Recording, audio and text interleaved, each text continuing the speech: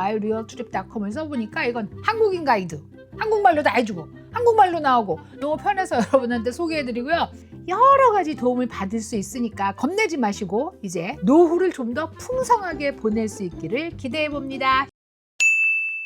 안녕하세요. 뽀리의 영신이요. 최은숙입니다. 제가 챗 GPT의 여행 계획을 가지고 밴프 캐나다에 다녀왔다는 말씀 드렸어요. myrealtrip.com이라는 웹사이트를 통해서 가이드를 제가 찾아서 한 거예요. 오늘은 myrealtrip.com이 어떻게 워크하는지 여러분과 함께 살펴보려고 합니다. 이렇게 myrealtrip.com 들어가 보도록 하겠습니다.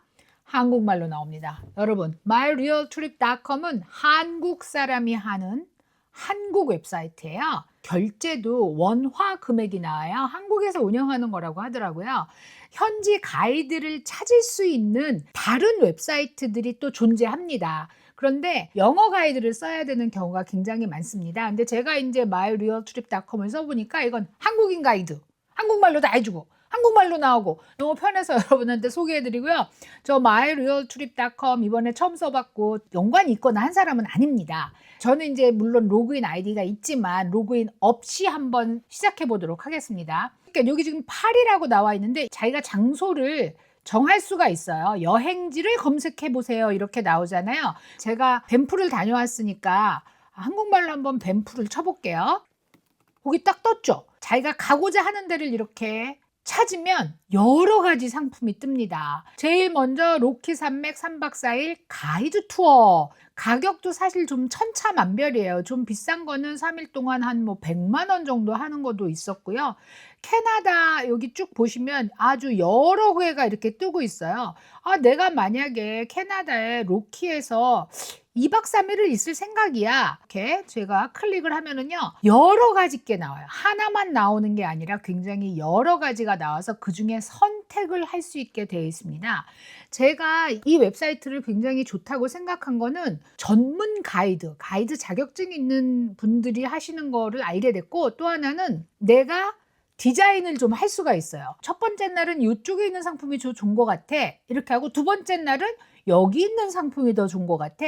이렇게 하루씩 디자인을 할 수가 있고 갈 때가 다 되니까 뭐 이제 호텔 주소를 알려주세요 이렇게 하더라고요. 내가 있는 호텔로 찾아와요. 이제 저는 밴프에서 묵었어요. 그런데 많은 분들이 캘거리에서 오시더라고요. 근데 캘거리는 밴프에서 한 1시간 40분 정도 되는 곳이었기 때문에 아침 7시 정도에 출발하신 것 같아요. 그래서 오다가 또 이제 캔모어 정도에 한번 또 들려서 태우시고 저는 늘 8시 50분에서 9시에 저를 픽업했거든요. 마지막 스탑인 거죠. 밴프니까.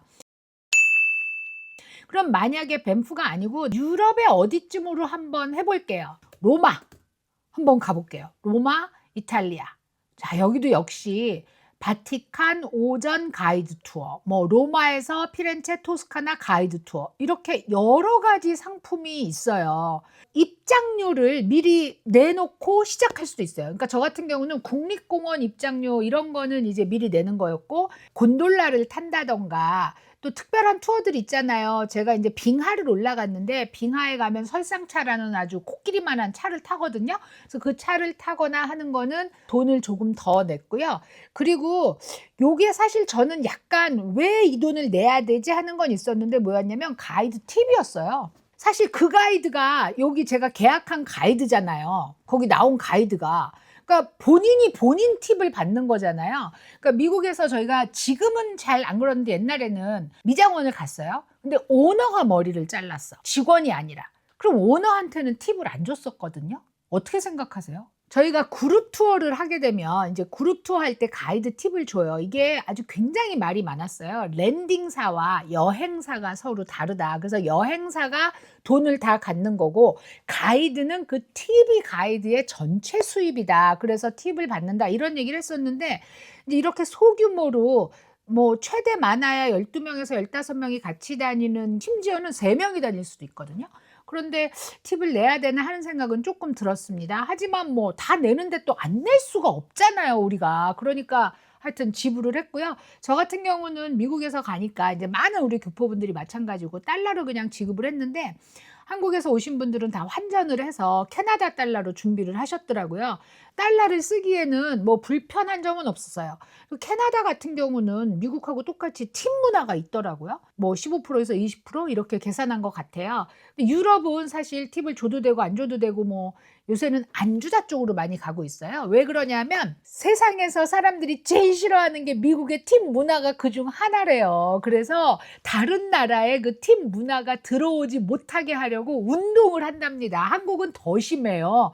팁통 같은 거 놓으면은 막 사람들이 항의해요. 미국 놈 따라가냐? 막 이러면서. 그러니까 우리처럼 미국에 계속 사는 이제 동포들의 경우는 팁이 너무나 익숙하잖아요. 근데 익숙하지 않은 사람들한테는 공돈 나가는 것 같은 거죠. 가이드 팁을 주고 점심은 각자 알아서. 그러니까 이제 가이드가 뭐 요 식당이 그래도 제일 맛있는 식당 중에 하나입니다. 뭐 이렇게 얘기하기도 하고 추천을 뭐 여기 가보세요라고 추천을 해서 가게 되죠. 근데 이제 저 같은 경우는 밴프에서 단 하나뿐인 한식당을 갔는데 워낙 애틀란타의 한식당이 맛있다 보니까 조금 감동이 덜 했어요.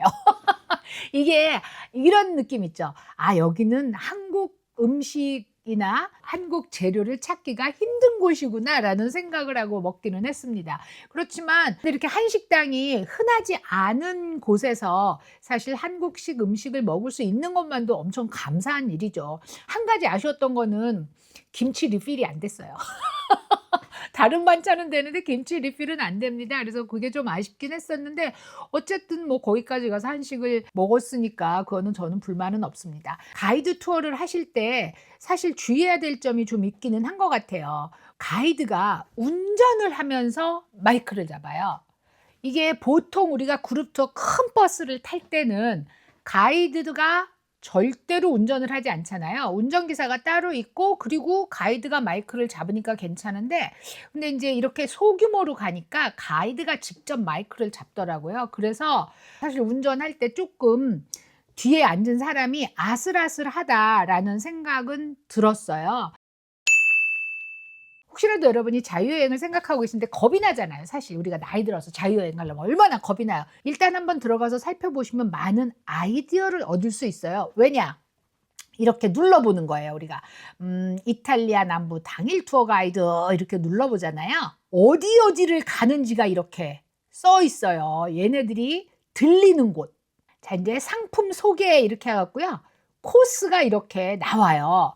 폼페이, 소렌토, 아말피, 포지타노 이렇게 쭉 나오거든요. 사실 저는 포지타노하고 아말피를 다녀왔는데 이게 웬만한 그룹 투어에서는 절대 포함시키지 않아요. 왜냐하면 그룹 투어가 뭐 한 3, 40명이 다니게 되잖아요. 그러면은 폼페이 이 정도 가고 나면은 그 다음에 멀리까지 갔다 올 시간이 안 되고 이렇게 소규모로 남부만 가겠다 이러면 여기까지 가게 돼요. 근데 만약에 내가 렌트카에서 맘대로 다닐래 이럴 때는 이렇게 소규모로 가는 그룹 투어에서 들리는 곳을 참고로 하셔서 이제 챗GPT한테 물어본 계획가 이런 데서 유명한 곳을 찾아가는 계획을 합쳐서 본인의 루트를 짜면 굉장히 큰 도움이 됩니다. 저는 가격도 굉장히 합리적이었다고 생각합니다. 지금 여기 뭐 일일이 15만 원 이렇게 써 있잖아요. 뭐 그 이상이 될 수도 있어요. 왜냐면 옵션 선택이라는 게 있으니까. 지역에 따라 다르지만 밴프 같은 경우는 뭐 직접 호텔로도 이렇게 픽업을 오고 로마처럼 걸어 다닐 수 있거나 뭐 대중교통이 많은 곳은 한 곳에 집결해서 다니기도 한다고 하는데 이렇게 해서 다 같이 소규모로 다니는 거를 잘 보시면 굉장히 많은 힌트를 얻을 수 있게 돼요. 저희는 11명이 다닌 적도 있었고 4명이 다닌 적도 있었던 것 같아요. 이렇게 작은 규모로 다닐 때 또 그 안에서 소소한 재미가 좀 생기더라고요.